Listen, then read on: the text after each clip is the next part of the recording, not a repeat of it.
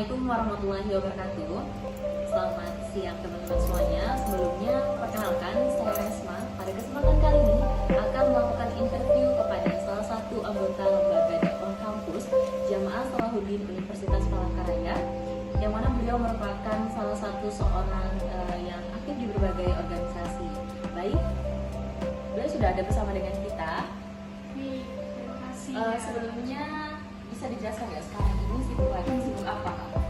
Oke, kalau sekarang itu lagi sibuk beberapa organisasi, salah satunya juga LDK sendiri dan juga beasiswa. Oke, baik. Jadi bukan hanya aktif di berbagai organisasi, tapi juga menjadi salah satu penerima Beasiswa MSID. Oke, baik. Mungkin langsung saja teman-teman kita cari informasi sebanyak-banyaknya dari beliau. Mungkin yang pertama dulu nih Kak, bisa Kakak jelaskan nggak terkait dengan organisasi lembaga dakwah kampus Jamaah Salahuddin Universitas Palangkaraya itu apa gitu? Oke, jadi sudah dijelaskan tadi ya, LDKJS UPN itu merupakan singkatan dari Lembaga Dakwah Kampus Jamaah Salahuddin. Mungkin kita bisa melihatnya itu secara garis besar itu ada yang namanya dakwah. Jadi tidak berdakwah yang seperti yang teman-teman bayangkan di otak ya. Cuman ya memang dari proker kami itu berdakwah, cuma tidak berdakwah yang seperti di zaman Nabi terlebih dulu. Dan sekretariat kami yang paling utama itu ada di masjid, sebenarnya itu tempat kami berkumpul semua. Oke, terima kasih Kak. Selanjutnya kita masuk ke bagian struktur Kak. Untuk struktur organisasi LDKJS ini sendiri, siapa saja yang ada di dalamnya gitu, dan juga siapa saja terlibat dalam pengelolaan unit lembaga dakwah kampus ini. Oke, jadi yang paling tertinggi itu adalah pembina, tentunya pembina dari LDKJS UPR sendiri. Kita lanjut ke BPH, di mana di situ terdiri dari ketua umum, sekretaris umum, dan juga bendahara. Selanjutnya ada beberapa departemen dan juga 2 biro. Biro itu ada biro keuangan dan biro kesekretariatan, serta ada 6 departemen, yaitu yang pertama departemen kemuslimahan, departemen pengembangan minat dan bakat, departemen humas dan juga media, departemen kaderisasi, departemen syiar dan keumatan, serta departemen Udah sih, itu namanya Kak.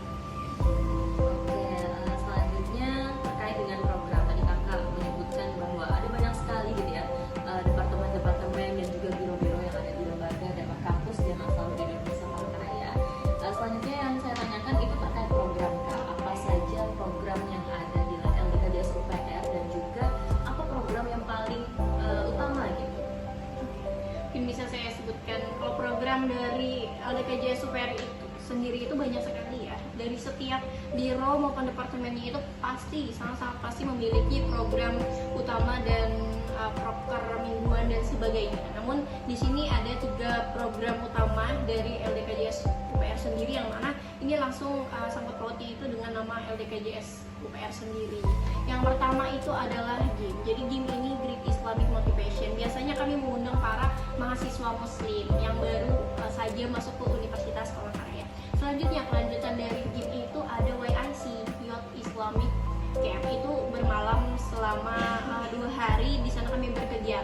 Prosesnya itu akan memasuki proses open recruitment pengurus baru. Selanjutnya itu yang baru selesai kami laksanakan itu ada lomba, yaitu MTQ, yaitu musabaqah tilawatil Quran, terkait dengan lomba-lomba yang sangkut pautnya langsung dengan Al-Quran. Itu kan.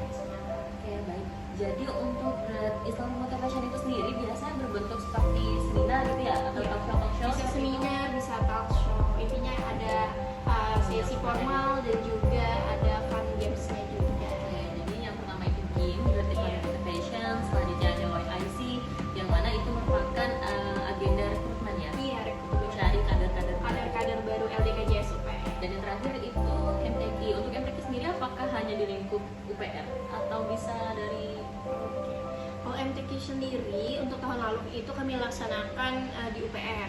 Cuman untuk tahun ini spesial banget nih Kak Resma, kami laksanain untuk se-Kalimantan Tengah. Alhamdulillah sudah berjalan dengan lancar dan baru minggu lalu sih kami laksanakan ya Kak Resma.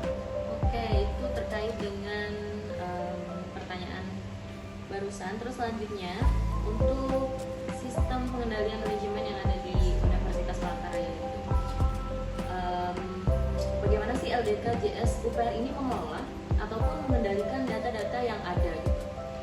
Oke, untuk cara pengelolaannya sendiri itu sudah ada di bagian departemen khusus ya, ataupun sekretaris umum lah yang mengendalikan semua file-file. Jadi semua file itu tentunya kami ada pengasipannya tersendiri terkait file-file penting untuk LDKJS UPR sendiri, baik itu dari ADART dan sebagainya.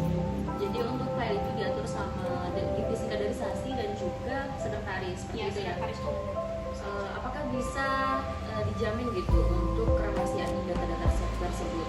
Oke, terkait terjaminnya kerahasiaan tersebut tentunya sangat terjamin gitu ya, karena itu merupakan tupoksi dari kaderisasi sendiri yang tentunya tidak bisa dibocorkan ke anggota saja, tidak bisa gitu, apalagi ke orang lain gitu guys. Oke, jadi untuk pertanyaan selanjutnya, siapa yang menjadi pusat pertanggungjawaban? Tentunya bahwasanya jawabannya adalah kaderisasi dan juga sekretaris gitu ya. Oke, itu terkait dengan sistem pengendalian manajemen yang ada di LDKJS UPR. Selanjutnya, pengendalian sumber daya manusia.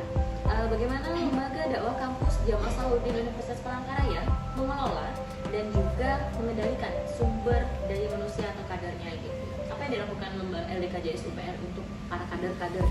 Oke, untuk dari segi mengelola perkadernya ya, karena kami biasanya dari program kerja utama kaderisasi itu selalu melakukan upgrading pengurus, tentunya untuk meningkatkan dari segi yaumiyah dan skill juga untuk pengurusnya. Oke, seperti itu ya. Ada dilakukan upgrading gitu atau follow up terkait dengan para anggota-anggota LDKJS UPR. Selanjutnya, apakah proses pelatihan dan pengembangan keterampilan ini dilakukan setiap pekan gitu atau triwulan gitu? Tentunya tidak setiap pekan ya, biasanya per triwulan, karena itu menjadi tindak lanjut dari program kerja per divisi. Kayak divisi keuangan kemarin ada program kerja melatih berwirausaha seperti membuat buket dan juga sebagainya. Oke, itu berarti juga ada pelatihan kewirausahaan. Iya. Oke, bagus sekali Kak. Kayak divisi keuangan kemarin ada program kerja melatih berwirausaha seperti membuat buket dan juga sebagainya. Oke, itu berarti juga ada pelatihan kewirausahaan. Iya. Oke, bagus sekali Kak. Jadi untuk pusat pertanggungjawaban dalam setiap sumber daya manusia yang ada itu dilakukan oleh per divisi ya. Setiap divisi memberikan program-program yang bagus gitu ya Kak terkait dengan organisasi ini. Benar sekali. Oke, selanjutnya masuk ke pertanyaan pengadilan keuangan. Bagaimana LDKJS UPR ini mengelola gitu atau mengendalikan dana yang digunakan untuk operasional dan pengembangan organisasi? Bisa nggak Kakak jelaskan gitu terkait dengan dana-dana yang ada di LDKJS UPR dan bagaimana operasinya gitu atau prosedur yang dilakukan? Baik, untuk dana sendiri semuanya itu dipegang oleh bendahara ini ya, bendahara umum, kecuali adanya kepanitiaan baru nantinya akan diserahkan oleh bendahara panitia.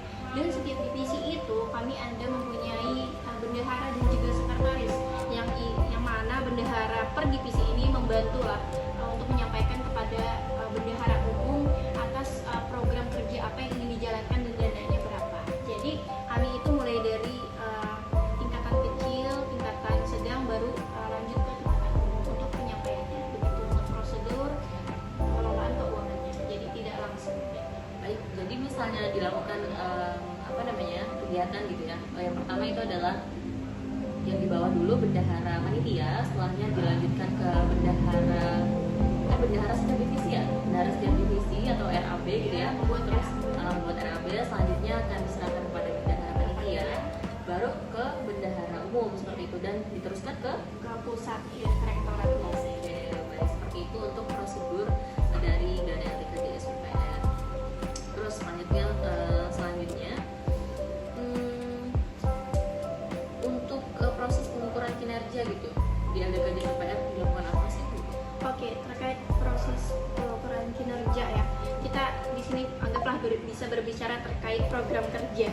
Jadi kinerja yang bagus itu bisa kita ukur ketika program kerja itu dapat berjalan dengan baik dan juga sukses dari divisi. Jadi kita bisa menilai dari sana, dan juga tentunya setelah berjalan kan tentunya ada LPJ kan.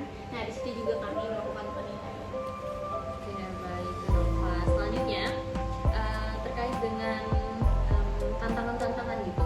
Apa sih tantangan terbesar dari lembaga dakwah kampus Jamaah Salahuddin Universitas Palangkaraya dalam melaksanakan kegiatan-kegiatan atau fungsi-fungsi pengendalian yang ada? Oke, mungkin tantangan ini tidak hanya dirasakan oleh LDKJS UPR sendiri ya, namun juga saya rasakan juga di organisasi saya lainnya, yaitu SDM. Adanya keterbatasan SDM yang mau dan berkomitmen serta bertanggung jawab berkontribusi dalam setiap kepanitiaan atau kegiatan lainnya. Itu sih, biasanya kami selalu keterbatasan SDM, apalagi kalau di LDK sendiri ini lumayan spesial ya teman-teman, karena biasanya itu petugasnya yang diutamakan itu ikhwan atau laki-laki, sehingga karena kebanyakan di LDK itu perempuan, jadi kami sangat kesulitan untuk mencari petugas yang ikhwan atau laki-laki. Itu sih tantangannya, yang pasti adalah SDM. Oke, baik, dapat ditarik kesimpulan bahwasanya kalau di lembaga dakwah kampus Jamaah Salahuddin Universitas Palangkaraya lebih diutamakan untuk setiap kepanitiaan gitu ya, atau MC dan sebagainya diutamakan ikhwan seperti Iya, itu. petugasnya. Oke, baik. Terus kendala itu kan terkait dengan itu. Ada lagi nggak selain itu? Apakah tidak aktifan anggota gitu? Apakah juga ini kan yang saya ketahui bahwasanya ketidakaktifan anggota tidak hanya di lembaga dakwah, ketidakaktifan anggota tidak hanya di lembaga dakwah, tidak hanya di berbagai organisasi. Apakah juga terjadi gitu terhadap lembaga dakwah kampus untuk itu tadi, ketidakaktifan anggota? Terkait tidak aktifan anggota tentu saja ada ya, dari per divisi itu sudah pasti ada gitu terkait tidak aktifan anggota. Kadang juga dari departemen yang isinya 9 orang tapi yang aktif hanya 3 orang itu sudah sering kami rasakan gitu ya. Cuman ya karena itu merupakan tanggung jawab kita gitu ya, kita tidak bisa kalau mereka tidak aktif kita tidak aktif juga. Jadi kita mau tidak mau yang tersisa harus tetap aktif karena kita kan udah berkomitmen dan bertanggung jawab atas pilihan kita sendiri. Oke, itu terkait dengan tantangan-tantangan yang dihadapi LDKJS UPR. Selanjutnya nih Kak, apa ada teknologi gitu atau bagaimana teknologi berperan gitu dalam mendukung setiap fungsi-fungsi pengendalian yang ada di LDK?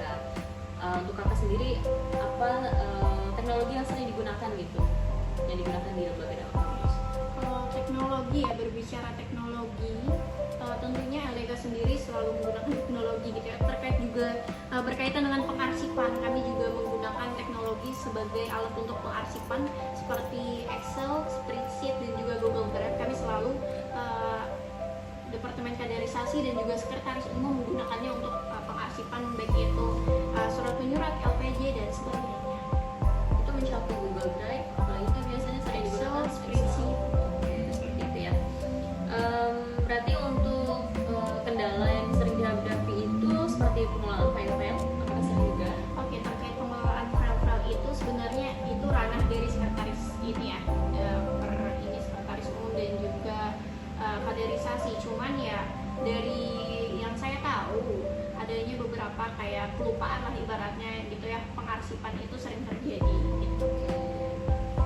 Berarti untuk Kanova sendiri bukan ranah Kanova untuk terkait dengan pengelolaan file-file seperti itu.